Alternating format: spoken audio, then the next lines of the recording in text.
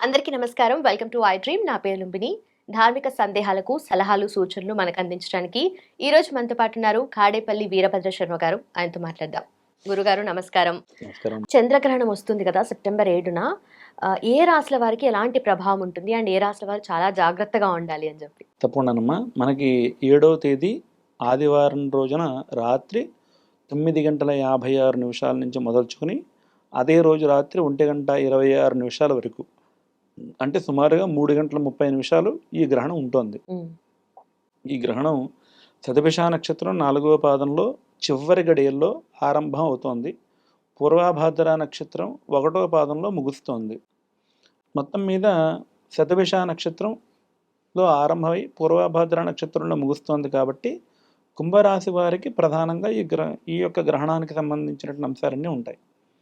అందుతో పాటుగా ఏంటంటే మనకి ఉదాహరణకి చంద్రుడు అనుకునేటువంటి గ్రహం కర్కాటక రాశికి సంబంధించినటువంటి రాశ్యాధిపతి.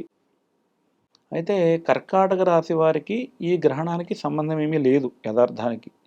అయితే కుంభరాశి నుంచి కర్కాటక రాశికి షష్ఠ స్థానం అవుతుంది. అలాగే కర్కాటక రాశి నుంచి కుంభరాశికి అష్టమ స్థానం అవుతుంది. దీనిని షష్టాష్టక దోషము అని అంటారు. అలాగే కర్కాటక రాశ్యాధిపతి అంటే లగ్నాధిపతి అనుకునేటువంటి ఆయన చంద్రుడు అయ్యాడు కాబట్టి, అంటే కొంతమంది ఎవరేమి చెప్పారనేటువంటిది మనం దానికోసం ఆలోచించడం అనేటువంటిది పక్కన పెడితే, చంద్రగ్రహణం అనేటువంటిది వచ్చిందంటే కనుక కర్కాటక రాశి వారు కూడా కుంభరాశి వారు ఎంత జాగ్రత్త పడుతున్నారో గ్రహణానికి సంబంధించి ఇప్పుడు కర్కాటక రాశి వారు కూడా అంతే జాగ్రత్త పడాలనేటువంటిది నా యొక్క అభిప్రాయం. ఎందుచేతంటే రాశ్యాధిపతిని రాహువు కబళిస్తున్నాడు కాబట్టి వారికి కూడా కొంచెం మనశ్శాంతి లేకపోవడం, మానసిక ఆందోళనగా ఉండడం, కొంచెం మనశ్శాంచల్య దోషం ఉండడం, అంటే చంద్రమా మనసోజాత అంటోంది కాబట్టి వేదం, అంటే మనసుకు సంబంధించినటువంటి ఇబ్బందులు ఏమీ కూడా రాకుండా ఉండడం కోసం ప్రధానంగా కర్కాటక రాశి వారు, కన్యా రాశి వారు, మకర రాశి వారు, కుంభరాశి వారు జాగ్రత్త తీసుకోవలసినటువంటి అవసరం పుష్కలంగా ఉంది. అయితే ఏ రాశుల వారికి ఇది మంచిది అంటారు? అయితే ప్రధానంగా ఏంటంటే కనుక చతుర్థం ఏకాదశ్యాం భాగ్యం చ శుభప్రదం, అంటే 4వ రాశి వృషభ రాశి వారికి మంచిది. భాగ్యం అంటే తులారాశి వారికి మంచిది. ఏకాదశ్యాం అంటే ధనస్సు రాశి వారికి మంచిది. ఈ రాశుల వారికి మంచిది. అయితే ప్రధానంగా ఏంటంటే, అంటే ఈ రాశుల వాళ్ళకి ఈ యొక్క 4, 9, 11 స్థానాలు మంచివి అనేటువంటిది పూర్వకాలం నుంచి ఉన్నటువంటి నానుడి. సాధారణంగా గ్రహణం అనేటువంటిది అందరూ కూడా దైవానుగ్రహం కోసం ఆ సమయంలో దైవ జపం చేయాలి, దైవ నామస్మరణ చేయాలి. ఆ 9:56 నుంచి మొదలుచుకుని కరెక్ట్గా 9:55 స్నానం ప్రక్రియ ప్రారంభించాలి. దాన్ని పట్టు స్నానం అంటారు, గ్రహణ పట్టు స్నానం అంటారు.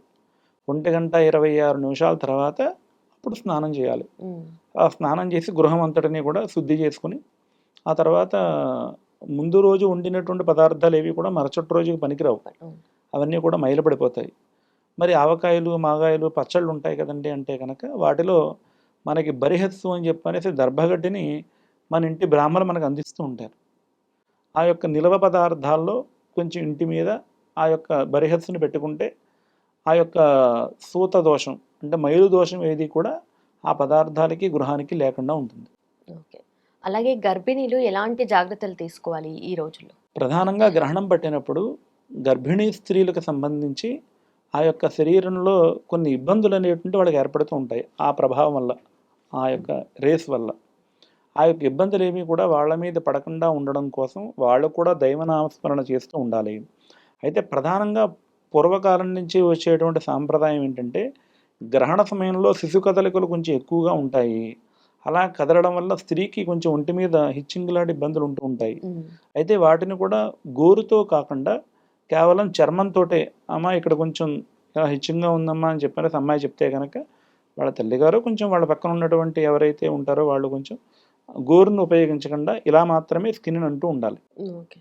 అంచేత వాళ్ళ దగ్గర వాళ్ళ పక్కన కూర్చుని ఉండాలి. అంటే గ్రహణం కూడా ఏదో అరగంట 20 నిమిషాలు ఉందనుకోండి, అది వేరే విషయం. 3:30 గంటలు సుమారుగా ఉంది కాబట్టి కొంచెం జాగ్రత్తగా ఉండవలసినటువంటి అవసరం ఉంది.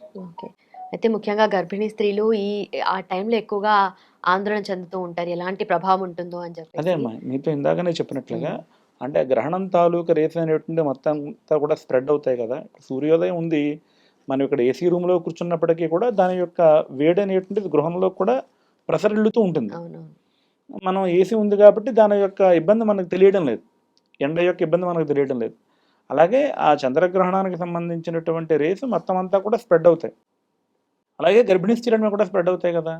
అలాంటి విషయంలో వాళ్ళు కొంచెం ఆందోళన చెందకుండా ఉండడానికి ఆ దైవ నామస్మరణ, అమ్మవారి యొక్క నామస్మరణ ఏదో ఒకటి చేసుకుంటూ దైవానికి సంబంధించి ఓం శ్రీరామ రామ రామేతి రమే రామే మనోరమే సహస్రనామ తత్తుల్యం రామనామవరాననే, అలా రామనామస్మరణ వాళ్ళకి ఏ దైవం ఇష్టమైతే ఆ దైవం సంబంధించిన నామస్మరణ చేస్తూ ఉంటే శుభప్రదం.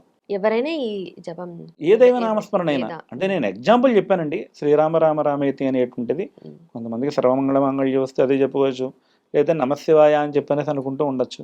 కొంతమంది ఇంకా ఈ క్రిస్టియన్స్ అలాంటి ఉన్నటువంటి వాళ్ళు వాళ్ళ వాళ్ళ భగవంతుడిని వాళ్ళు ధ్యానం చేసుకోవచ్చు, అదేమీ ఇబ్బంది ఏం కాదు. ఉమ్. అలాగే రాసుల వారి మీద ప్రభావం, మంచి ప్రభావం దుష్ప్రభావం అని చెప్పి మాట్లాడుతూ ఉంటారు కదా. అవునమ్మా. అయితే చెడు ప్రభావం గురించి మాట్లాడడం కన్నా మంచి ప్రభావం అంటే వాళ్ళకి ఎలా ఉంటుంది అనేది. గ్రహణము అంటే కనుక ఎప్పుడూ కూడా పట్టుకొనున్నది అని అర్థం. ఉమ్, గ్రహణం అంటే పట్టుకుంటుంది. రాహువు అనుకునేటువంటి గ్రహం వెళ్ళి చంద్రగ్రహాన్ని పట్టుకుంటుంది. అది కొంచెం మనశ్శాంతికి సంబంధించినటువంటి అంశాలని ఇబ్బంది పెడుతుంది. ఉమ్, అది యథార్థంగా నన్ను అడిగితే 12 రాసుల మీద దాని యొక్క ప్రభావం ఉంటుంది. ఉమ్, ఎంచేతంటే చంద్రుడు అనేటువంటి గ్రహం 2.5 రోజులకే ప్రతి రాశిలోంచి ఇంకో రాశిలోకి మారిపోతూ ఉంటారు ఆయన. చాలా వేగంగా ప్రయాణించగలిగినటువంటి గ్రహం చంద్రుడు అంటే. ఉమ్, ఉదాహరణ కవల పిల్లలు ఉంటారు, కవల పిల్లలు 12, 15కి ఒకళ్ళు, 12, 17కి ఒకళ్ళు జన్మిస్తారు. వాళ్ళకున్నట్టుగా వీళ్ళకు జాతకం ఉండదు, వీళ్ళ జాతకం ఉన్నట్టుగా వాళ్ళ జాతకం ఉండదు. ఉమ్, ఎంచేతంటే చంద్ర ప్రభావం దాంట్లో అధికంగా ఉంటుంది కాబట్టి. సో అంటే ఇది అందరి మీద ప్రభావం ఉంటుంది. ఇందులో ప్రధానంగా ఏంటంటే, ఉదాహరణ మీకు ఇందాక నేను చతుర్థం, భాగ్యం, ఏకాదశం అని చెప్పాను. ఆ 4, 5, 9, 11 స్థానాలన్నీ కూడా శుభప్రదమైనవే.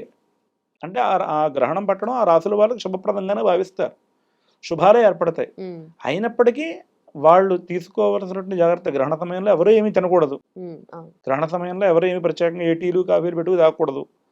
మరీ ఇబ్బందిగా ఉంటే ఏదో మంచినీళ్ళు తాగొచ్చు తప్ప అంతకుమించి ఇంకేమీ తాగకూడదు. అలాగే గురుగారు, థ్యాంక్ యూ సో మచ్, ధన్యవాదాలు. శుభం.